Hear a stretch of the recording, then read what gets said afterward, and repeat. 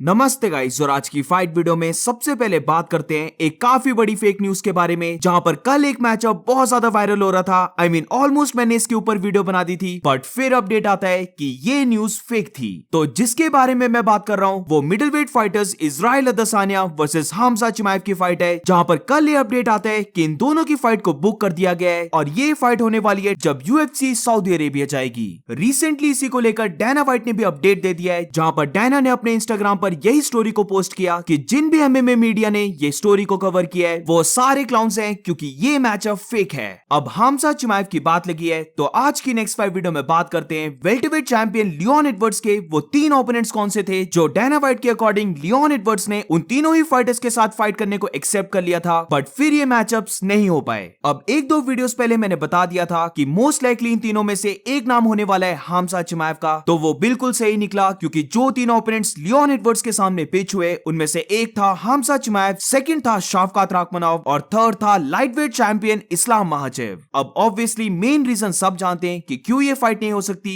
जहां पर इस्लाम महाचेव ने ये चीज बहुत ही पहले बोल दी थी कि वो रमजान के टाइम फाइट नहीं करेगा। वेरएज हमजा चिमाएव की बात करें तो पहले हमजा ने टीज भी किया था कि वो मे बी 300 के कार्ड में फाइट कर ले, बट अब रिसेंटली हमजा चिमाएव ने भी क्लियर कर दिया था कि वो भी रमजान के टाइम फाइट नहीं करेगा। अब इसी के साथ अगर शफकात की बात करें तो शफकात का ये क्लियर नहीं है कि उसने इस फाइट को रमजान की वजह से डिक्लाइन किया है या फिर नहीं, बट एक बात कंफर्म है कि वंडरबॉय थॉमसन से जब शफकात ने फाइट की थी तो बेसिकली उसने इंजर्ड होकर फाइट की थी, तो हाईली पॉसिबल है कि वो अभी तक रिकवर नहीं हुआ है। अब इसी के साथ अगर बिलाल मोहम्मद की बात करें तो ये भी तुम्हें पता होगा कि बिलाल मोहम्मद ने कंफर्म कर दिया है कि यूएफसी ने उसे बोल दिया है कि उसकी नेक्स्ट फाइट होगी वेल्टरवेट चैंपियनशिप बेल्ट के लिए। बट क्योंकि बिलाल मोहम्मद ये जो 3 फाइटर्स हैं इनके कंपैरिजन में एक बड़ा स्टार नहीं है, इसीलिए यूएफसी ने बिलाल मोहम्मद को कंसीडर भी नहीं किया। बट अगर फाइट की बात करें तो वो बिलाल मोहम्मद ही है जिसने पहले भी रमजान के टाइम में फाइट की है, और उसने अब भी क्लियर कर दिया था कि वो किसी भी टाइम पर इंक्लूडिंग रमजान हमेशा फाइट करने के लिए रेडी रहता है। तो अब क्योंकि लियोन एडवर्ड्स यूएफसी 300 में फाइट नहीं कर रहा है, तो आई रियली वांट जब भी लियोन एडवर्ड्स फाइट करे तो उसका नेक्स्ट ओपोनेंट बिलाल मोहम्मद हो। अब वेल्टरवेट डिवीजन की बात ही लगी है तो आज की नेक्स्ट 5 वीडियो में बात करते हैं लाइटवेट चैंपियन इस्लाम महाचेव के कोच हावी मेंडिस का क्या कहना था इस्लाम महाचेव के फ्यूचर को लेकर। तो बेसिकली हावी मेंडिस का ये कहना है कि उसकी ओपिनियन में इस्लाम महाचेव की सबसे पहले फाइट होगी जस्टिन गेची के साथ, और फिर इस्लाम फाइट करेगा चार्ल्स ओलिवेरा के साथ, और इन दोनों को बीट करने के बाद इस्लाम महाचेव मूव करने वाला है वेल्टरवेट डिवीजन में, जहां पर वो फाइट करेगा वेल्टरवेट टाइटल के लिए। तो ये बेसिकली हावी मेंडिस के अकॉर्डिंग इस्लाम महाचेव की नेक्स्ट 3 फाइट्स रहनी चाहिए। बट एज वी नो ये चीज होने के लिए यूएफसी 300 में जस्टिन गेची को विन करना होगा मैक्स ओलिवे के against, whereas farmer lightweight champion Charles Oliveira को विन करना होगा अरमान सरूकिन के अगेंस्ट, एंड ऑब्वियसली फिर इस्लाम महाचेव को इन दोनों फाइटर्स के अगेंस्ट विन करना होगा। आज की नेक्स्ट 5 वीडियो में बात करते हैं यूएफसी 300 की main event fight light heavyweight champion Alex Pereira और जमाल हिल के बारे में। यूएफसी 300 की मेन इवेंट फाइट में एलेक्स परेरा और जमाल हिल फाइट करने वाले हैं, एंड इसको लेकर मैं वीडियो ऑलरेडी बना चुका हूं, तो जिसने इस वीडियो को नहीं देखा है लिंक डिस्क्रिप्शन में होगा। बट अब रिसेंटली एलेक्स परेरा का ये कहना है कि वो चाहता है कि वो 300 में फाइट करने के बाद एक क्विक टर्न अराउंड करे और यूएफसी 301 में भी फाइट कर ले। क्या एलेक्स परेरा ऐसा कर सकता है? इमेजिन अगर उसने ये करके दिखा दिया, ये चीज बहुत ही ज्यादा हिस्टोरिक होगी। डेफिनेटली एलेक्स के पास एबिलिटी है ये चीज करके दिखाने की, बट ऑल्सो इसी के साथ एलेक्स परेरा जरा भी अफोर्ड नहीं कर सकता जमाल हिल को अंडर एस्टिमेट करने का। I think Jamal hill Alex Pereira के लिए एक काफी डेंजरस ओपोनेंट हो सकता है, और इसीलिए अभी एलेक्स परेरा को चाहिए कि उसका पूरा फोकस जमाल हिल के ऊपर हो। Watan, about defending the belt. Oh, sorry. They asked him about, he always spoke that he wants to defend the belt, you know what I mean? Hopefully in a very fast pace, in a row 2 times. And now this will be opportunity with the cards being so close to each other for him to be able to defend now in the UFC 300 and maybe in Rio. And he said that that is a very big possibility, because the way that he does, if he doesn't get hurt, if he did this before in kickboxing, so everything going fine. Of course, anything can happen on a fight. He can get hurt. He can never predict. But everything going fine, there's a big chance that he'll try to defend the belt very fast.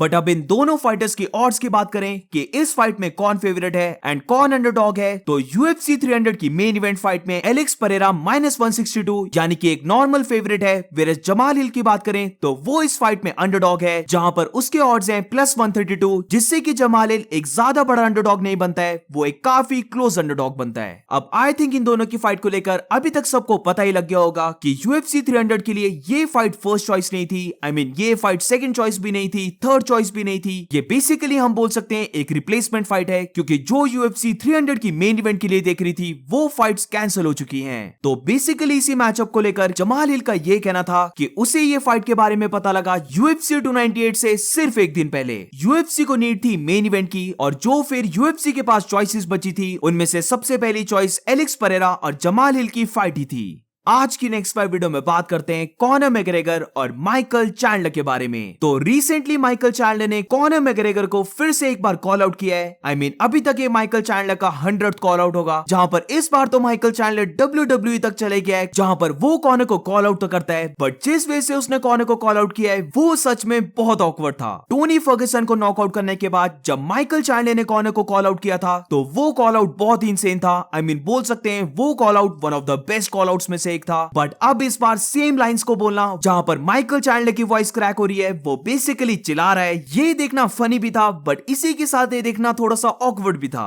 Now there's a man from Ireland that's been making me wait for way too long. And I still got one dude on my mind. Conor McGregor, get your candy ass back to the octagon. We got some unfinished business, boys. God bless. I'll see you at the top.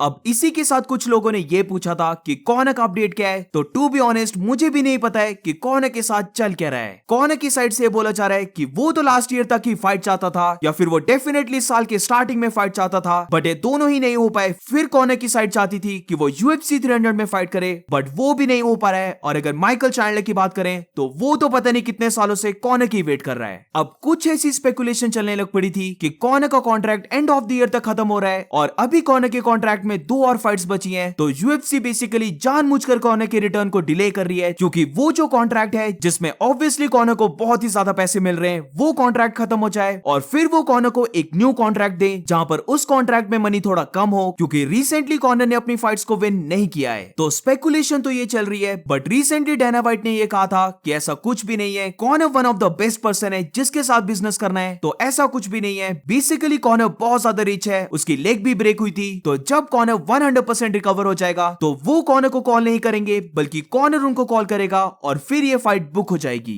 तो दोनों ही parties different चीजें बोल रही हैं, और इसमें सबसे बड़ा लॉस हो रहा है बेचारे माइकल चैंडलर का। लास्ट फाइट माइकल चैंडलर की थी 13 नवंबर 2022 को। 2024 लग पड़ा है और डायना व्हाइट ने हिंट दिया था कि मे बी कॉनर अपना रिटर्न करे एंड ऑफ द ईयर, यानी कि माइकल चैंडलर 2 सालों से भी ज्यादा एम्प्टी हैंडेड बैठने वाला है। वो कंप्लीटली फाइन है, वो पूरी तरीके से हेल्दी है, वो फाइट कर सकता है, बट क्योंकि कॉनर की फाइट से उसे बहुत बड़ी अमाउंट मिलने वाली है, इसीलिए चैंडलर ने अपने फाइटिंग करियर के 2 सालों को ऑलमोस्ट वैनिश ही कर दिया है। अभी तक तो माइकल चैंडलर डेफिनेटली 2 या 3 फाइट्स कर ही लेता। सो दैट्स इट गाइस, इसी के साथ इस वीडियो को एंड करते हैं। अगर तुम्हें ये वीडियो अच्छी लगी हो तो please make sure to like subscribe. मिलते हैं नेक्स्ट वीडियो में।